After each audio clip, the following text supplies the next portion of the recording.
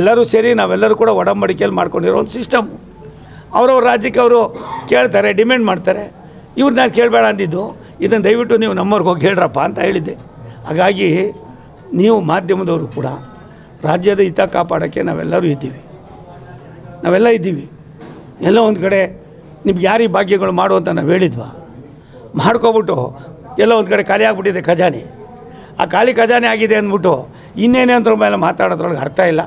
ಇನ್ನಾದರೂ ಸಿದ್ದರಾಮಯ್ಯ ಸಾಹೇಬರು, ನಾನು ಸಾಹೇಬರು ಅಂತೀನಿ, ಅವ್ರ ಭಾಷೆನೇ ಬೇರೆ ಇರ್ತದೆ. ಆ ಭಾಷೆಗಳು ನಮ್ಗೆ ಬೇಕಿಲ್ಲ.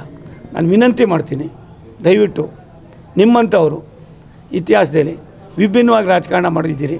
ಆ ವಿಭಿನ್ನತೆ ಹಂಗೆ ಉಳಿಸ್ಕೊಳ್ಳೋದಾಗಬೇಕು ಅನ್ನೋದಾದರೆ ಇವಾಗ ಏನು ಬಂದಿದೆ ಇವೆರಡರಲ್ಲಿ, ಇದನ್ನು ನೀವು ಪಾರದರ್ಶಕವಾಗಿ ನಡ್ಕೊಳ್ಳಿ ಅಂತ ನಾನು ವಿನಂತಿ ಮಾಡ್ತೀನಿ. ಈಗಾಗಲೇ ಕೂಡ ಇಡಿ ಎಂಟ್ರಿ ಆಗಿದೆ, ಬಟ್ ಆದರೆ ಕೇಂದ್ರ ಸರ್ಕಾರದವರು ಇಡಿ ಮತ್ತು ಸಿಬಿಐನ ಎಲ್ಲರೂ ಸೇರಿ ನಾವೆಲ್ಲರೂ ಕೂಡ ಒಡಂಬಡಿಕೆಯಲ್ಲಿ ಮಾಡ್ಕೊಂಡಿರೋ ಒಂದು ಸಿಸ್ಟಮ್ಮು. ಅವರವ್ರ ರಾಜ್ಯಕ್ಕೆ ಅವರು ಕೇಳ್ತಾರೆ, ಡಿಮ್ಯಾಂಡ್ ಮಾಡ್ತಾರೆ. ಇವ್ರು ನಾನು ಕೇಳಬೇಡ ಅಂದಿದ್ದು, ಇದನ್ನು ದಯವಿಟ್ಟು ನೀವು ನಮ್ಮವ್ರಿಗೆ ಹೋಗಿ ಹೇಳ್ರಪ್ಪ ಅಂತ ಹೇಳಿದ್ದೆ. ಹಾಗಾಗಿ ನೀವು ಮಾಧ್ಯಮದವರು ಕೂಡ ರಾಜ್ಯದ ಹಿತ ಕಾಪಾಡೋಕ್ಕೆ ನಾವೆಲ್ಲರೂ ಇದ್ದೀವಿ, ನಾವೆಲ್ಲ ಇದ್ದೀವಿ. ಎಲ್ಲೋ ಒಂದು ಕಡೆ ನಿಮ್ಗೆ ಯಾರಿಗೆ ಭಾಗ್ಯಗಳು ಮಾಡು ಅಂತ ನಾವು ಹೇಳಿದ್ವಾ?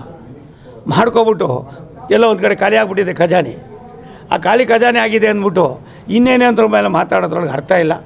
ಇನ್ನಾದರೂ ಸಿದ್ದರಾಮಯ್ಯ ಸಾಹೇಬರು, ನಾನು ಸಾಹೇಬರು ಅಂತೀನಿ, ಅವ್ರ ಭಾಷೆನೇ ಬೇರೆ ಇರ್ತದೆ. ಆ ಭಾಷೆಗಳು ನಮ್ಗೆ ಬೇಕಿಲ್ಲ. ನಾನು ವಿನಂತಿ ಮಾಡ್ತೀನಿ, ದಯವಿಟ್ಟು ನಿಮ್ಮಂಥವರು ಇತಿಹಾಸದಲ್ಲಿ ವಿಭಿನ್ನವಾಗಿ ರಾಜಕಾರಣ ಮಾಡಿದ್ದೀರಿ. ಆ ವಿಭಿನ್ನತೆ ಹಂಗೆ ಉಳಿಸ್ಕೊಳ್ಳೋದಾಗಬೇಕು ಅನ್ನೋದಾದರೆ ಇವಾಗ ಏನು ಬಂದಿದೆ ಇವೆರಡರಲ್ಲಿ, ಇದನ್ನು ನೀವು ಪಾರದರ್ಶಕವಾಗಿ ನಡ್ಕೊಳ್ಳಿ ಅಂತ ನಾನು ವಿನಂತಿ ಮಾಡ್ತೀನಿ. ಈಗಾಗಲೇ ಕೂಡ ಇಡಿ ಎಂಟ್ರಿ ಆಗಿದೆ, ಬಟ್ ಆದರೆ ಕೇಂದ್ರ ಸರ್ಕಾರದವರು ಇಡಿ ಮತ್ತು ಸಿಬಿಐನ